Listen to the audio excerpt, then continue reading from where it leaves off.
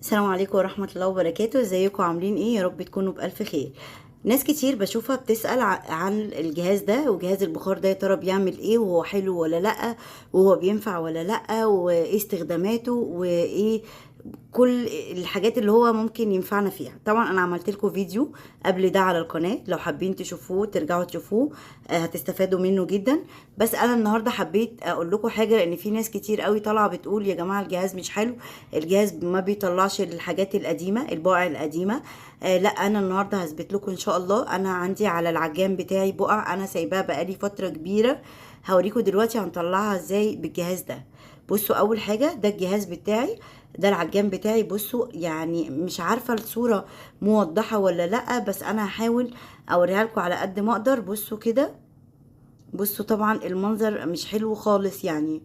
هحاول. بصوا فوق كده، والحتت دي كلها حاجات لازقه جدا يا جماعه من دهون المطبخ. انا اصلا سايباها علشان كنت حابه اثبت حاجه بس في الفيديو ده. بصوا طبعا انتوا عارفين البقعه دي، وعايزه اقول لكم والله قبل كده عملتها بسترس وعملتها بحاجات، لا ما طلعتش وكانت مش حلوه خالص. بصوا كده انا هبتدي معاكم ومش عايزه افصل الجهاز خالص. بصوا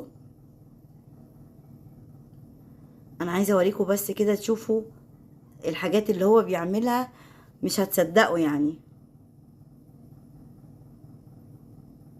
شايفين؟ بصوا كده انا هنا بعمل بالفرشة من غير بقى يا جماعة اي مواد كيماوية ولا اي حاجة خالص خالص، هو بس معتمدين على البخار بس علشان تشوفوا النتيجة دي. انا طبعا معلش انا بصور بايد وبشتغل بايد وبدوس على الجهاز ساعات بايد تانية، فحقكم عليا. هنا بس جبت ابني يصور لي في الحتة دي عشان كنت عايزة اوريكم الحاجات اللي هي بتبقى موجودة هنا.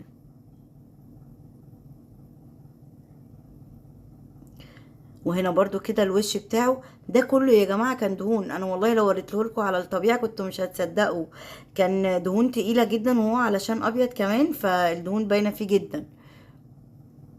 فانا والله عموما انا بنصح اي حد يعني يقدر يجيب الجهاز ده يجيبه. انا زي ما قلت لكم البراند بتاعي بيسل.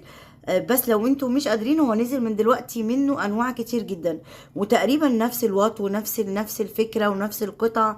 وانا قلت قبل كده في فيديو قبل كده، بس ارخص كتير من بيسل يعني. بس اهم حاجه يا جماعه تعرفوا تستخدموه ازاي، يعني فاهمين؟ تعرفوا تتحكموا فيه وتعرفوا تستخدموه ازاي علشان تحسوا بنتيجه حلوه. مش اللي هو ايه، لا يا جماعه ده مش حلو، لا يا جماعه ده تقيل، لا يا جماعه. حته تقيل دي واحده واحده انتوا هتاخدوا عليها. بس تخيلوا كده، بدل ما احنا كنا مثلا بنمسك مثلا سلك مواعين او بنمسك اي فرشه او حاجه ونقعد نعمل ايدينا بتوجعنا، ده بقى ما بيعملش حاجه. انتوا بس مجرد ما بتدوسوا على الزرار خلاص الموضوع خلص. فاهمين قصدي؟ يعني اقصد كده كده وجع ايدين بوجع ايدين، لا احنا يعني ده متهيألي يبقى احسن كتير. بصوا كده انا بحاول اقرب لكم والله، وسامحوني على التصوير معلش علشان الرينج لايت بتاعي اتكسر، فان شاء الله اجيب واحد جديد عشان يبقى اوضح. وعايزه اقول لكم انا بعمل بيه حاجات كتير جدا جباره، هوريها لكم، هوريكم ازاي بيطلع بقع المراتب والمخدات الفايبر والابواب الخشب. بصوا كل حاجه يعني، هو بصراحه حلو جدا. بصوا كل دي يا جماعه والله بقع قديمه. بصوا، شايفين؟ التصوير ظالم الموضوع كمان، انا كان نفسي تبقى الدنيا يعني احسن من كده علشان تقدروا تشوفوا وانا يعني بصور، وحقكم عليا لان انا بحاول اصور بايد وايد وكده يعني. شايفين؟ بصوا هنا بعد ما خلصت، بصوا يا جماعه عامل ازاي، نضف جدا. عايزه اقول لكم والله رجعهولي جديد. وانا كمان يا جماعه بصراحه من النوع اللي بحب اي حاجه في البيت بشتريها في البيت بحس ان هي استثمار. اي حاجه بالنسبه لي هشتريها عشان تريحني من وقفه اكتر، او من وجع اكتر، او من تعب اكتر، بتبقى استثمار. والحاجات مش غاليه دلوقتي والله، واحده على واحده هنجيبها ان شاء الله.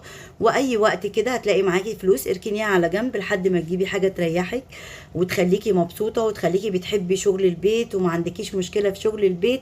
ولما تشوفي الحاجه قدامك نظيفه والدنيا تمام وسهله، واي حاجه بتعمليها في البيت عندك بقيتي بتعمليها بسهوله، هتلاقي نفسك ارتحتي جدا ومحسيتيش بالفلوس اللي انتي صرفتيها. بصوا العجان بتاعي رجع جديد ازاي. وده كده كان فيديو صغير، واستنوني فيديوهات كتير عن الجهاز ان شاء الله تعجبكم. اشوفكم على خير. باي.